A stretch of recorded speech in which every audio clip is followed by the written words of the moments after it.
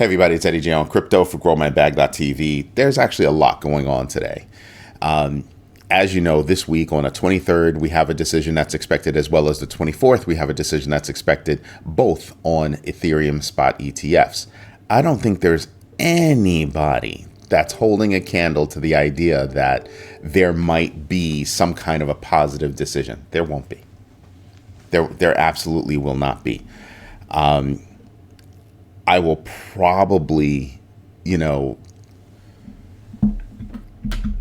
probably go nuts if the decision is a yes. But given that Gary Gensler has deemed or has verbally deemed Ethereum to be to be a security, why would he approve the Ethereum spot ETFs? I just don't see it happening. I don't think he wants to bring anything positive to crypto. He's trying to rip it down. Why would he do something that's positive unless he's forced? So a while ago, I told you Hester Pierce was thinking it should not take, a court order for Gary Gensler to approve Ethereum spot ETFs. And I'm sitting back and I'm saying, yeah, no, there's got to be another lawsuit in the works. I think it's gonna happen. I think his deeming of, or just verbally deeming Ethereum as a security is unfounded, to say the least. I find it hard for him to say that it is. I want to see the proof, and the only way that you're going to see the proof and make him, come to bear with it is actually by taking him to court. So I'm waiting for somebody to do that. Will it be BlackRock? Will it be Grayscale? Grayscale won the last time. That's why we have Bitcoin spot ETFs. So I'm just wondering, how will that be? And then how fast will it move? Because it took years for Grayscale to bring that lawsuit. And I'm hoping it doesn't take years for an Ethereum spot ETF, or Gary Gensler just, resigns. That'd be nice. That would be nice. I think a more pragmatic approach toward regulation and enforcement should be done, not just an outright war against something just because people say they don't like it, right? I mean, that's how I look at Elizabeth Warren. I just don't see, she's a senator, I just don't see how she hates it so much. Where's the proof? She keeps pointing to, things like, not hacks, things like, nefarious people doing nefarious things with crypto. And I sit back and I go, look at every fiat around the world and tell me how that doesn't happen with every fiat around the world, especially the US dollar, since it is the world's reserve.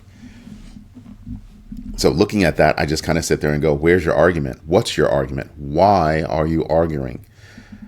Reports have already been out that the amount of nefarious deeds done via crypto pales in comparison, like by vast numbers, when you compare it to what's happening with fiat.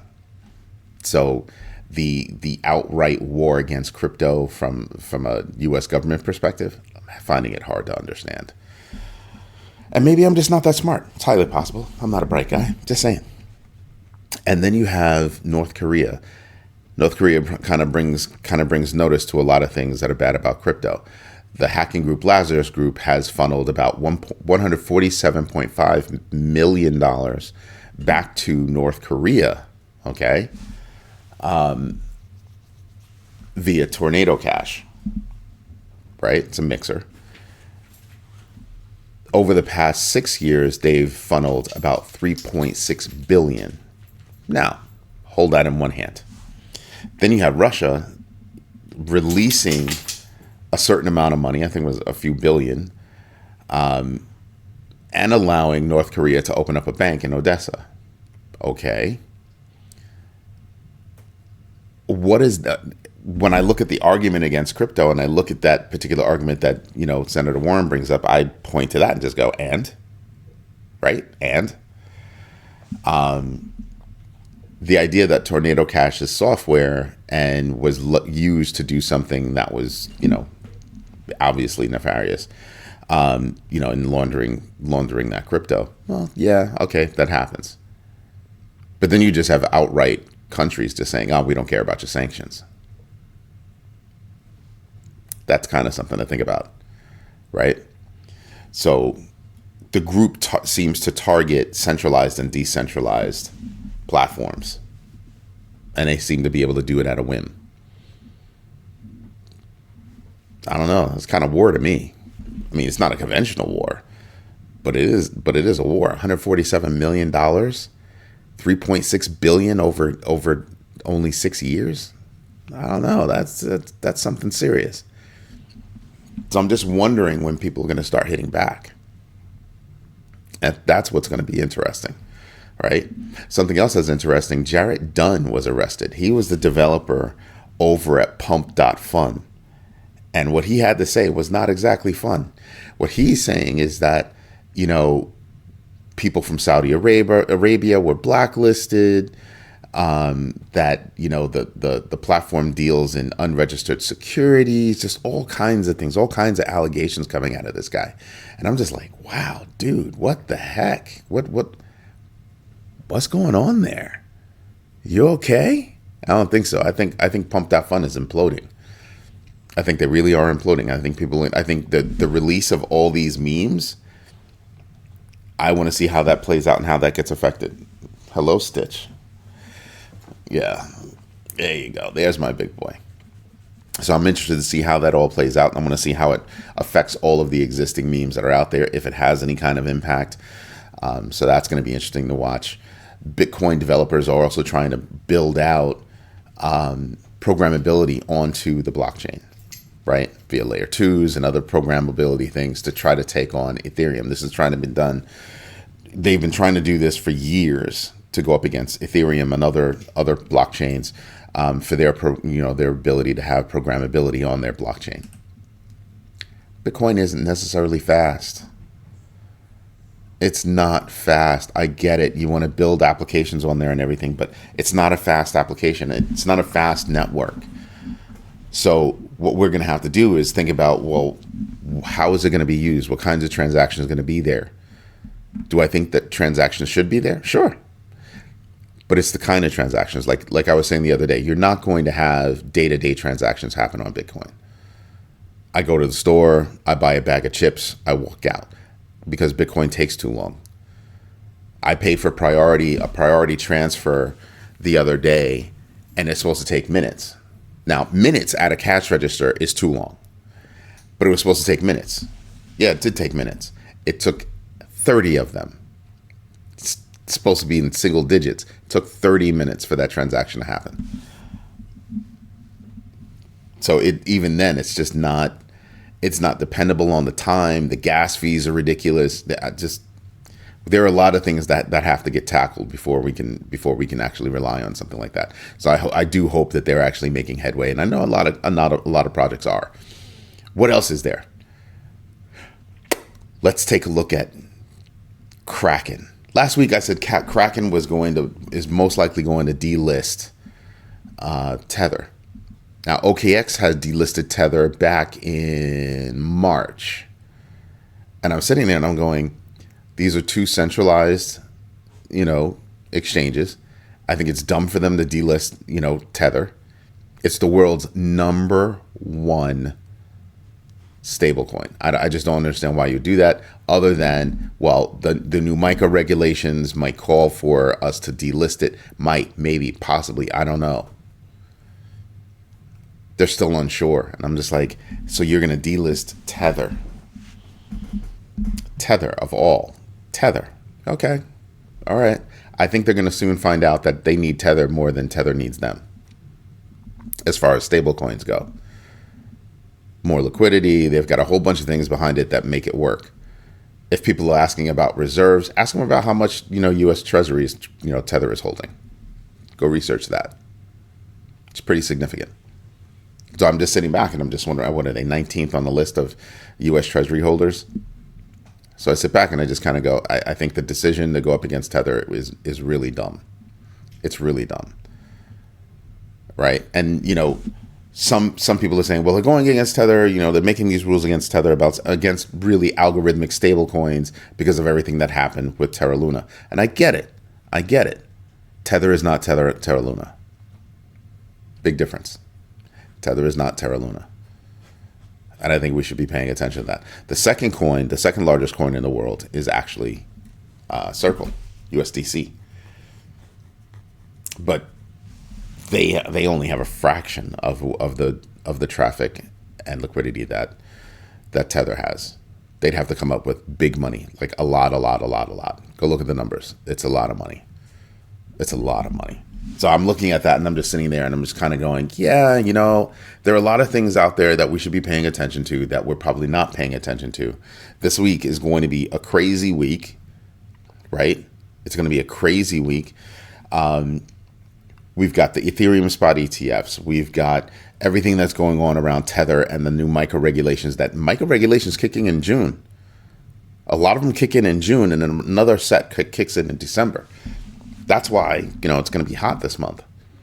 So there's a lot to contend with. Do I expect numbers to go up across crypto this week? I actually do. I'm not seeing anything that's, I haven't heard just yet, like I said, barring any macro events that can have, a downward push on crypto.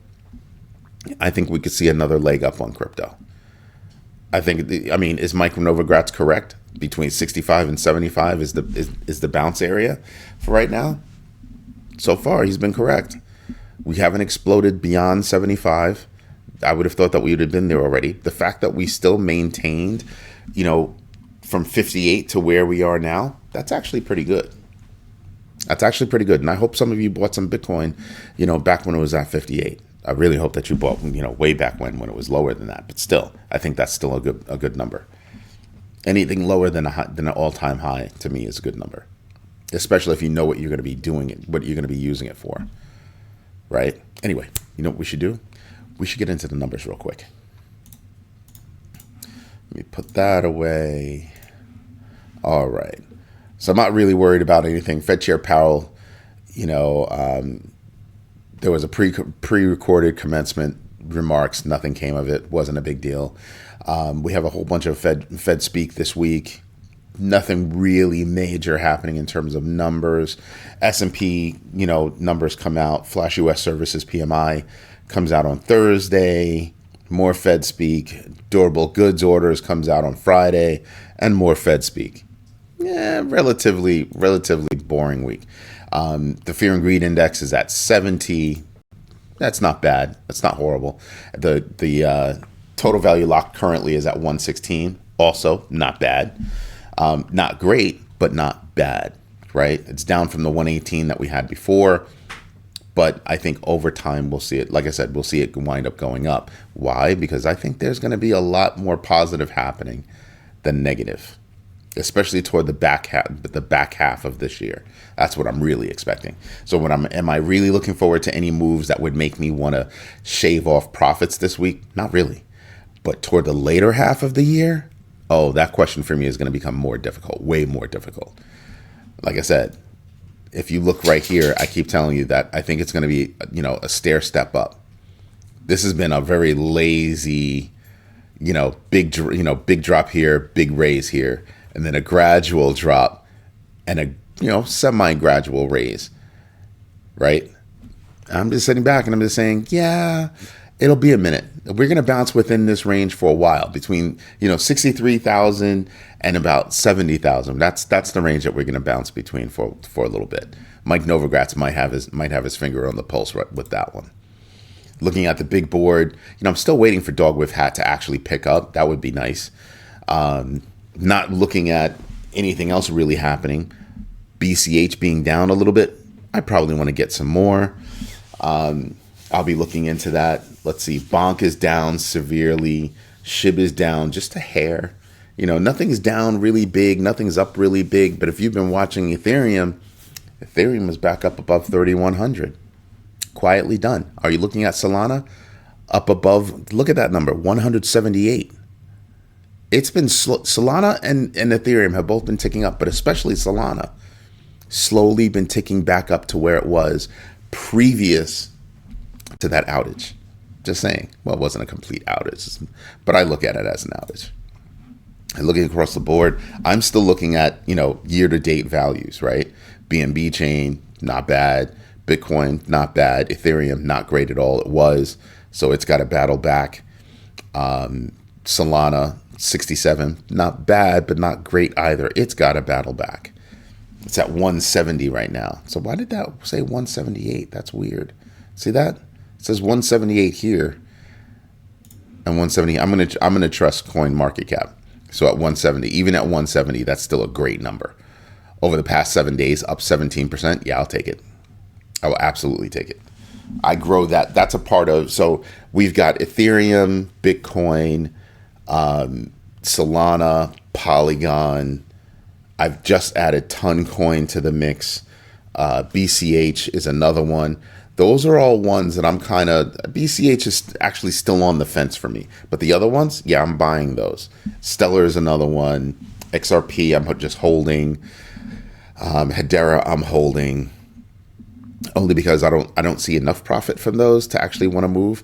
Toncoin is disappointing me at the moment because it has seen a precipitous fall, $1 over the past while. So over the past 7 days, it's dropped almost 11%. That's a big drop for a platform that's got such huge potential. So I'm waiting for that one to come back. I might actually buy some more now. 628 is a good price. So I actually like that because at this price it makes $7 even sweeter, and I think that it'll reach $7 fairly easily. If you, like I said, if you notice, Toncoin bunny hopped Doge. There's only a $230 million, $229 million difference between the two, but Doge hasn't been able to regain that spot just yet. Cardano's a far cry. Cardano might actually get flipped by Shiba Inu. That would be amazing. If Cardano gets flipped by Shiba Inu and Shiba Inu lands in the top 10, that's when I would expect Shiba Inu just to blast off. Just to absolutely blast off. I mean, look at the difference between the two. It's less than 3 billion. It's less than 3 billion. And I'm just saying, that's something that I'm actually looking forward to. I think that could actually happen. That could actually happen. That would be very interesting because it's a far cry between, Toncoin and XRP. Can Toncoin, bunny hop XRP? Possibly.